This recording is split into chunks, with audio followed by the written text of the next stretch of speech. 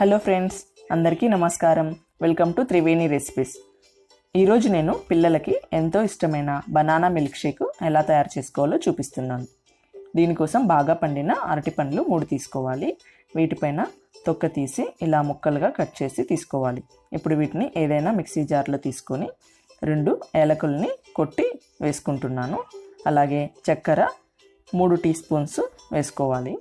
మీ టేస్ట్ని బట్టి తక్కువ ఎక్కువ కూడా చేసుకోవచ్చు. అలాగే కొన్ని ఐస్ క్యూబ్స్ని యాడ్ చేసుకుంటున్నాను.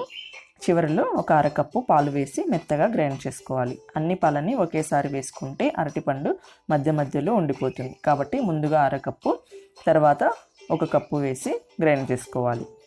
ఇలా మెత్తగా గ్రైండ్ చేసుకున్న తర్వాత వీటిని సర్వింగ్ గ్లాసెస్లో పోసుకోవాలి. అంతేనండి, చాలా ఈజీగా కేవలం 2 నిమిషాల్లో ఈ బనానా మిల్క్ షేక్ని చేసుకోవచ్చు.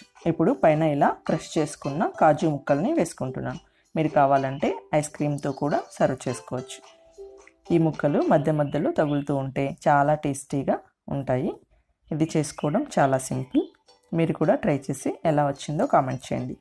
ఈ వీడియో మీకు నచ్చినట్లయితే లైక్ చేసి, షేర్ చేసి, సబ్స్క్రైబ్ చేసుకోండి. Thank you for watching.